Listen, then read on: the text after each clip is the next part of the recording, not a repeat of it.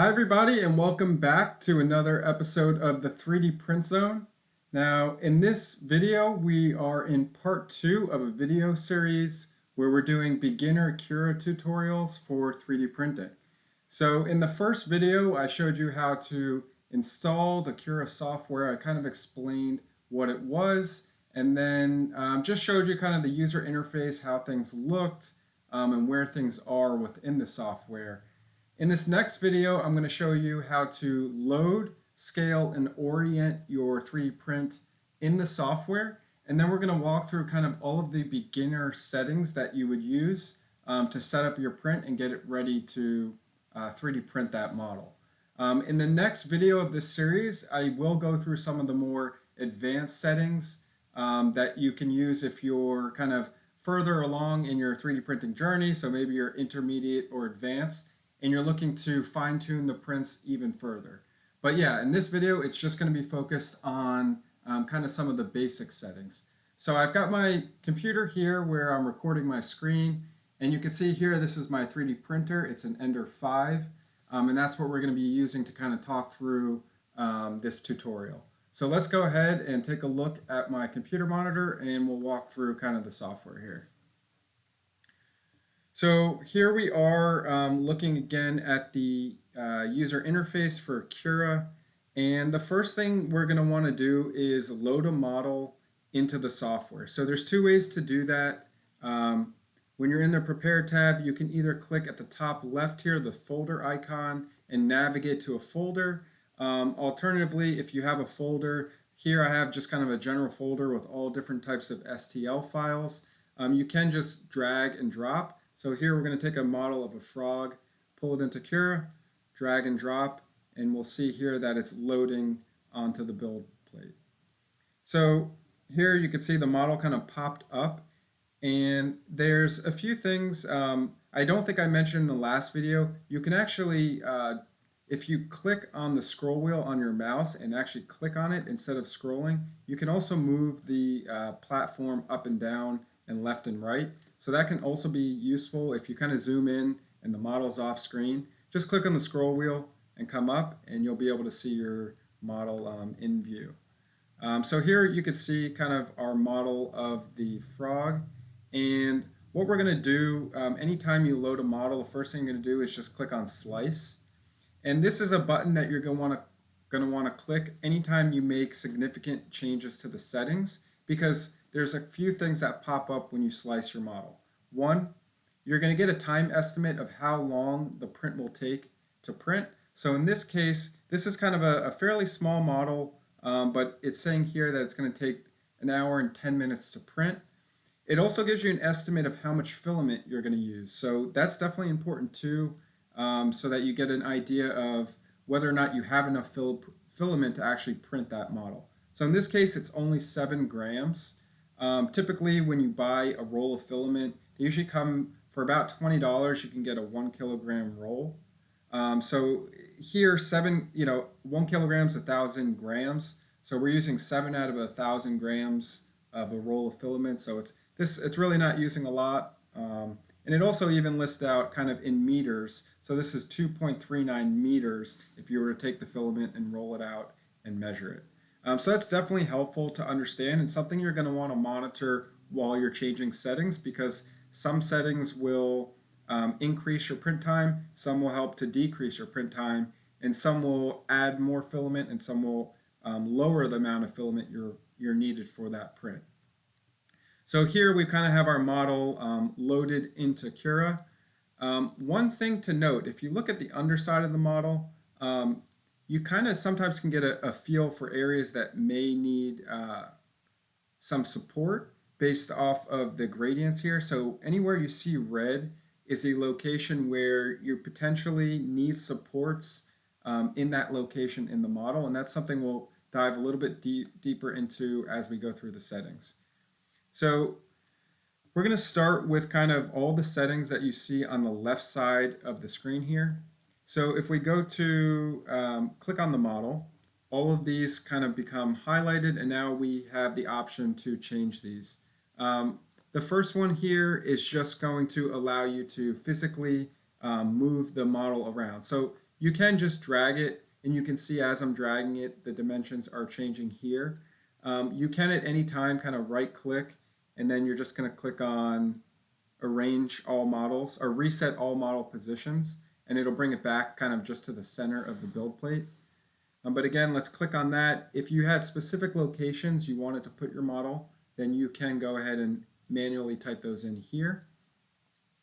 This is a really important one. So this is to scale a model. So this is if you want to make your print either larger or smaller. And that's a lot of times something that you might want to do. But of course, you want to keep in mind that if you make the print larger, of course, it's going to require more time and more filament. And the inverse is true as well. So uniform scaling, if this is selected, then if you go to make any of the dimensions larger, then they'll all scale uniformly. So for example, if we say we want to go to 150%, we're going to be making the model larger in all three dimensions, both X, Y, and Z. They'll all scale by 150%, and you can see the model got larger here. If you uncheck this, it does give you the ability to manually increase just one of the dimensions. So if you had a specific kind of model where maybe you only wanted it to grow in the vertical dimension, you may come to the Z dimension and just make that one dimension larger there. Another couple options you have here with orienting your model. So if you click on this one, this will allow you to orient kind of the rotation of the model. So you can see there's a blue, green, and red ring here that you can use to spin the model. So for example, we could take the model, and if we click and drag on the blue ring, we could drag it and spin it around to whatever angle we want. So it's also nice too, you could see it showing you what angle. So this is saying the model is turned 90 degrees from how originally sat on the build plate. But we're just going to set this back here to 0. And just for demonstration purposes, I'll show you can rotate models in any orientation that you want. There are a couple other settings. Typically, I don't use any of these three. I don't find them extremely valuable. This is if you want to mirror the model. So this is similar. You could see here, like for example, if I mirror it in that direction, it's just going to flip it. You can also do that just by rotating the model. So typically, it's not a function I use. There are also some settings for different mesh types and some more advanced settings here. I typically find that those aren't needed and just leave the model as is. So now, since we've gone ahead and scaled this model up now to 150% here, I'm going to reslice it, and we'll see here kind of what the settings adjust to.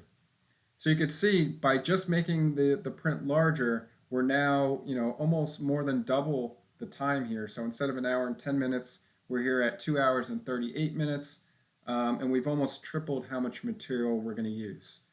So it's just something to keep in mind. Anytime you're changing settings, you're going to want to reslice the model and then check what's the new print time and how much material you're using. So I think that's kind of good to get us started. Let's go ahead here and click on preview. This is helpful for when you're printing your the preview is helpful to see how the print looks at various layers. So a couple things to note here. You will see if you have support material added or brim, skirt, raft, which are different adhesion types. You will see those show up in the preview. And the other thing here is on the right side of the screen, there's a scroll bar. So this number at the top is showing that there are 187 layers in order to print this frog, meaning it's going to build up, layer by layer 187 times until you get to the final layer when the print is complete. You can drag this down, and as you drag it down, you're going to see the different layers that are comprised in this build. Here we're looking at the very bottom layer of the print. We're here at layer 1, and again you can kind of scroll up and look at how the different layers are going to be built up as the print continues. So this is definitely something helpful. If you go to kind of any random layer, and we'll zoom in here a bit as we kind of look at this. So if you pick a random layer, you can also look at this, which is pretty neat. This is a newer feature that on older versions of Cura they didn't have.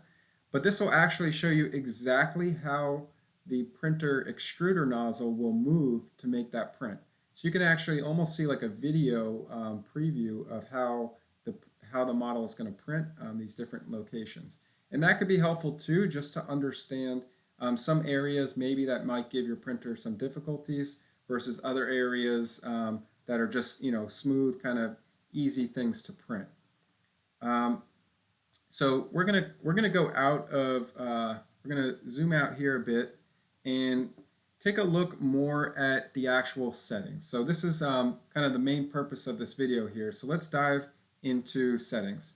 On the top right corner here, there are all different types of options you can see. So if you wanted to get a print, if you're brand new to 3D printing, maybe it's the first time you've ever printed a model, then you may actually just be able to get away with the very four basic settings that you see right here. But I think, maybe even on your second model, third model, or if you're bold enough, go for it straight on your first model. You're going to want to actually fine tune some of the other basic beginner settings. But if you were straight out of the box, you just wanted to print your first thing and test out the printer, you can actually just change these four settings here. So the first one is going to be what is your default layer height. And so you can see here, it's right now on 0.2 millimeters layer height. And that's honestly probably the most common layer height that you would use. If we go over here, this would be considered a dynamic quality. So it's a smaller layer height. And this is a super quality, which has an even smaller layer height. So with 3D printing, the smaller the layer height, the higher quality the print's going to be, because you're going to get higher resolution because you have more layers to build up that part. But of course, the trade-off there is if you have a really high resolution model, it's going to take a long time to print. And so if you use, for example, twice as many layers, which would be twice the resolution, it's actually going to take at least 2 times as long to print that print. So it's something to keep in mind. And typically, 0.2 millimeters is extremely small, and I find that that's a good kind of ideal layer height for 3D prints. For infill, this is another thing that I think a lot of people who 3D print will debate how much infill you actually need. But typically, for most models, if it's just something that's going to be sitting on your table, for example, like these 4 prints here, you can get away with as low as 10% infill. So 10% means that 10% of the part is filled in, and the other 90% of the part is hollow on the inside. 20% infill would have more structure inside. It would be a stronger part. I think 10 to 20% infill is typically all you need. If you are 3D printing a part that is going to be structural, it's something that needs to support load, or it's going to have any sort of forces on it, you can go as high as even 100%, right? That would be a fully solid part, but again, it's going to use a lot more filament and it's going to take a lot more time. So those are kind of the main two, layer height and infill. Support, so if you have a part, certain parts require support. So when support would be needed is anytime you have a 3D print where you have material that needs to be built up at an angle steeper, or I should say smaller than 45 degrees. So if you're kind of here and you're looking at, say, 40 degrees, 35, anything under 45 degrees, you're going to want to have support in those locations. So depending on what the model you have is, there may be a design that doesn't require any support, but often you find that most models require even a small amount of support, and typically that's something that you're going to want in your 3D print.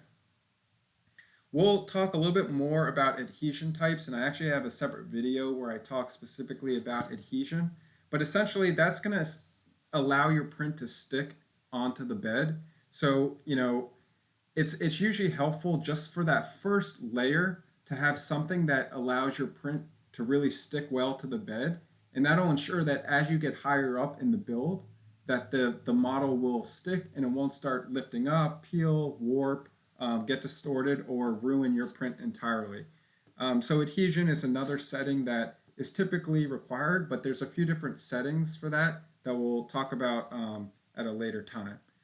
So if you were right out of the box, go ahead. You can right now click slice if you wanted. It's going to reslice the model, and you can click save to file and save it to, there's really 3 different types of methods to get that file onto your 3D printer. I should say there's really 4. So if you do have a Wi-Fi enabled printer, then you can actually just send the file to the printer through Wi-Fi. In this case, a lot of 3D printers have just either an SD card, so it would be a full-size SD card. You may have a micro SD card, or you could have a USB stick. So those are kind of the 4 options total that you would have to get the files on here.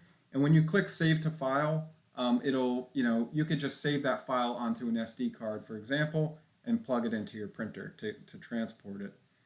So, if it's your first print, you can get away with that, but typically what you're going to want to do is go into basic settings. So if you come up here, you can go to custom, and if you click on the little hamburger here, you can see there's basic, advanced, expert, all, and you can even define custom selection for settings if you wanted to. But in this case, we're going to just talk through the basic settings. So now you can see there's quite a lot of additional options that you didn't see when you were just looking at the 4 kind of standard settings. For quality, each one of these is going to have a drop down and give you some additional options. So this is similar to what we just saw, where we talked about a 0.2 millimeter layer height. It is nice if you hover over things. A lot of times they have these kind of pop-up boxes that'll show up. It'll kind of give you a description of what that actual setting is, and then even give you an idea of what that setting affects in terms of things, the quality, and how your print turns out. So we're going to leave this at 0.2. So what shell is how many perimeter layers you have. So if you think of your model here, I'm just going to hide this and go back into prepare mode here. So if we come back to shell is going to be kind of at the outer, you can think of it, the outer crust or the outer layer of your model. So inside your model, you're going to have your infill. The shell is going to be everything on the outside that you would see, if you were just looking at the model. Now, the shell is going to be defined by a wall thickness. The wall thickness is going to be a multiple of your nozzle size. So in our case, we have a 0.4 millimeter nozzle size. So if we have a wall thickness of 0.8, that lines up with a wall line count of 2 here. So if you wanted a part that was a little bit more rigid, then one option you have would be to increase the wall thickness. So again, it would have to be a multiple of the diameter of your nozzle, which is our case 0.4. So if we wanted 3 walls, for example, we could say 1.2 millimeters, and now our wall line count has gone to 3 because it'll take 3 passes around the perimeter of the part. Another option you have is your top and bottom thickness. So this is going to be a multiple of your layer height. So in our case, our layer height we selected was 0.2. So if we want our top and bottom thickness to have 4 layers, we're going to set this to 0.8. For example, if we set this to 1.0, we're now going to have 5 top and bottom layers. Depending, again, on what you're printing, you may want a nice thick base bottom and top, and that setting is going to be set by your bottom and top thickness. So typically I find that even just 3 layers is good enough here. So let's set this to 0.6. And for wall thickness, I'm just going to go with 2. So we're going to go back to the 0.08 that it started with. And that's another good thing worth noting here is most of the settings, the default settings that are going to show up, will give you a pretty good quality print. Changing these are personal preference and things that you could do to fine-tune the print if you find that you have any issues. We talked a little bit already about infill and what percentage you go with. So typically, I would go with anything between 10 and 20%. So in this case, let's select 15%. And let's take a look at different types of infill patterns. So if we come back and we close out here, let's slice the model again. And we're going to come here to preview. So there are different types of infills that you can select. In this case, you can see we kind of have just like a triangle hatch. But if we come back here and we go to infill, there are other options. So for example, there's gyroid, which is a pretty cool one. Let's hit slice here.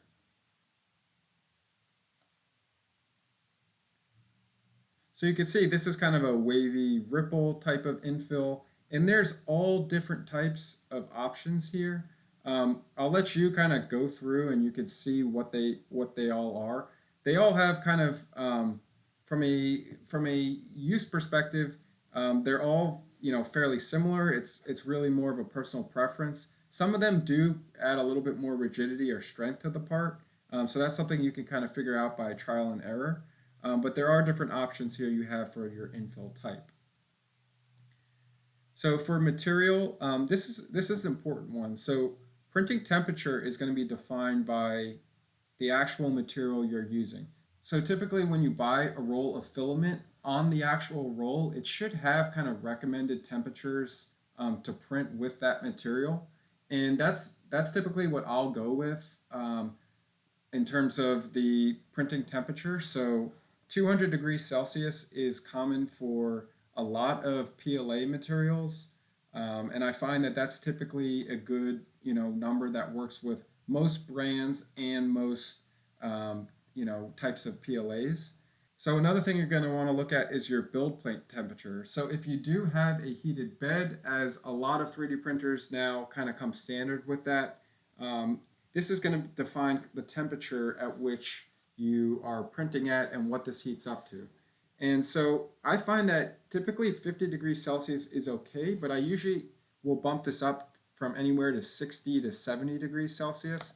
I find that that helps kind of keep the bed nice and warm and keep the print sticking a little bit better.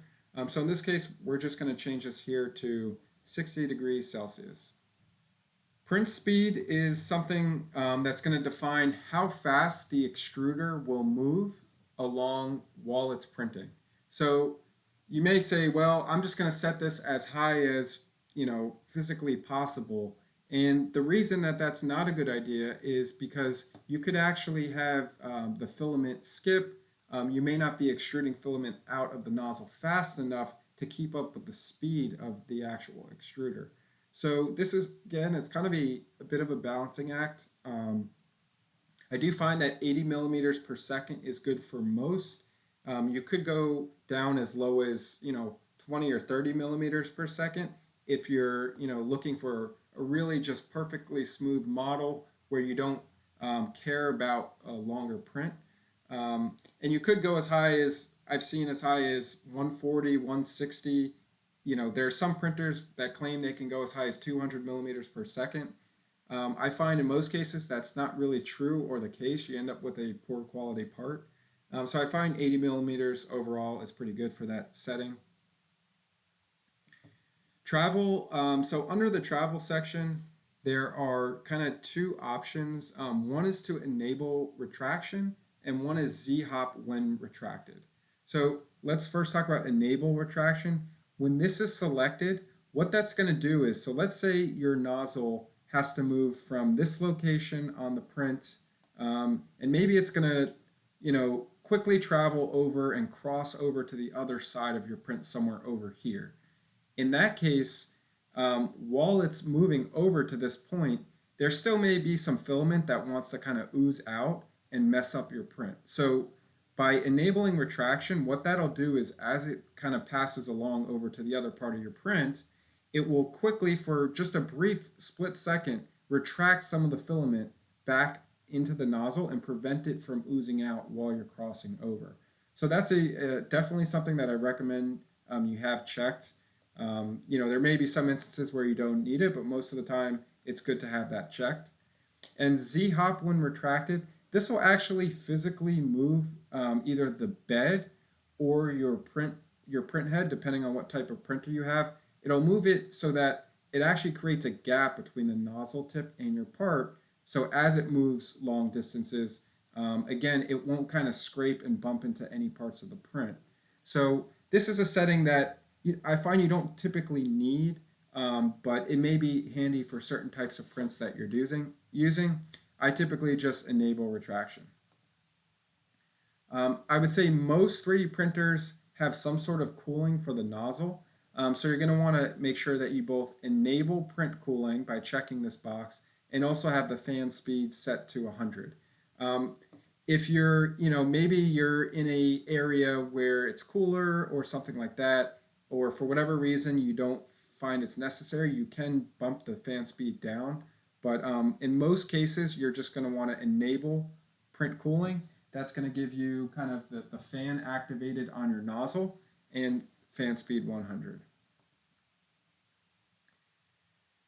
So supports, I briefly mentioned that before, but you can see here in this model, for example, this is a support, right? So support is any material that the slicer will add to the software to better support the model as it builds it up layer by layer. For certain models, the print will completely fail if you don't click generate supports and have that option selected. And that's just because as it's trying to print, if there's nothing for it to build the next layer on, it's going to start printing into thin air, and you're going to find that your print fails and you have lots of issues. So depending on the model, again, if you have any overhangs where it's overhanging and the angle is less than 45 degrees, you're going to want that selected. And for most models, I find that you do want to generate supports. There are different options for where you actually place them. So I typically just like touching build plate. So what that's going to do is if we reslice, we'll take a look here. It's only going to build supports that are required to get the print to build from the actual build plate. So you can see all of these supports start at the build plate and build upwards until they reach the model. If you select everywhere, it can build supports from your model to another point on your model.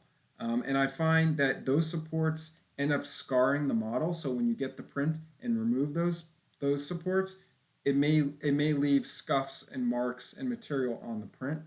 So I usually would just go with touching the build plate. But again, it's case by case. You may find that you need additional supports. This is what I was talking about before in terms of the overhang angle. I would highly recommend just leaving this at 45 degrees. That's kind of recommended for any 3D print. So I would just leave that alone as is. So this is what I was talking about before in terms of build plate adhesion. So there's 3 types. There's skirt, brim, and raft. And I have an entire separate video where I talk through that. What we're seeing right here is brim. So brim, what it will do is create a bunch of layer rings that all touch the perimeter of your model on the first layer, and that just gives it more surface area to stick to the bed, and that provides better adhesion and overall gives you a better likelihood that your print won't fail and that you'll have a successful print. That being said, the type of adhesion I usually go with is skirt. So let's select skirt. We're going to reslice the model here. And the reason I like skirt is for 2 reasons. One, you could see that there's quite a lot less material that it requires to print skirt. And basically what skirt is just a perimeter that goes all the way around your model. What this does is it primes the extruder so that as you're 3D printing the first layer, it'll print this perimeter first and then go in and start printing the regular print. So that'll give you 2 benefits. One, you can make sure that your print bed is level. So for example, if you see on a portion of the skirt that it's a nice smooth line, and then in another part of the area it's either curling up or maybe it's not sticking to the bed or there's not enough material coming out, then you may need to re-level your bed. And so this skirt is a fantastic way to identify if you have a good first layer. The first layer on a 3D print is critical. If the first layer is coming out bad, your best bet is to cancel the print, readjust the bed, readjust the settings, make sure everything's level, and then start the print again. If you have a bad first layer, your likelihood of a successful print is low, and you may waste a lot of time. You could have a 10-hour print go, and then it fails later on, all because your first layer came out bad. So you definitely want to make sure that first layer is coming out good, and that all starts with platform adhesion. And again, I recommend skirt. Raft is taking it to a whole nother level, so that's using even more material. It's the in terms of sticking to the bed, it's going to provide the most surface area, so you can see how much material is actually built up on this raft. And the interesting thing about raft is it actually is usually more than one layer. So it's not just the first layer. You'll have the first layer, and sometimes it'll be 2, 3, 4, 5 layers, depending on how you set that. So in my opinion, it uses an excessive amount of material. That is material that at the end of the print, you can break your print off from that material, but I do find it can also scar the bottom of your print. So if you're concerned about the kind of smoothness and how the bottom of the print looks, then you would definitely want to avoid using a raft. So I usually just go with skirt. You do have the option for no platform adhesion, but again, I think skirt is the way to go without a doubt here. If you happen to have a 3D printer that has 2 extruders, this one only has 1, but if you have a dual extrusion printer, then you can come here and click on dual extrusion, and you can set settings for that for the other nozzle. In our case, we don't have that, so we don't have to worry about that. So let's take one last kind of look here at how the model looks. So we've adjusted some different settings here, and you can see we're at 2 hours and 18 minutes of print time. This would be 16 grams of filament, which is not really that much, 5.37 meters. And if we want to actually print this, all we have to do at this point is click Save to File. We would save it to our SD file, our SD card, and then put that SD card into the printer. The printer at that point knows exactly what it needs to do. It's got all the settings we've just defined in terms of temperatures, speed, infill, amount of material, whether or not it has supports, what type of adhesion. All of those things are now part of the G code that the printer can understand, and it'll go ahead and you can now take it from your printer. So you'd go ahead, start your print, and there you go. You have a 3D print. So hopefully this video was helpful to you in terms of understanding the basic settings within Cura. In the next video, I'm going to be going over some of the more advanced settings, so even diving deeper into what some of the more expert level settings would be, and how you may want to adjust some of those to get even different performance out of your printer and the quality of your prints. If you found any value in this video, please give it a thumbs up. Please like the video. If you have any questions or comments, leave those in the comment section below. I'm curious to know kind of what settings work best for you and for what printer you have. What kind of filament do you use? And what settings really work well for you, and what are some of the settings that you stay away from and avoid. But yeah, if you have any questions in a particular setting within Cura, something about your printer, leave all that in the comment section below. If you're new to the channel and you're not a subscriber, please go ahead and click the subscribe button to be notified when I post future videos. Thanks for watching, and we'll see you in the next video.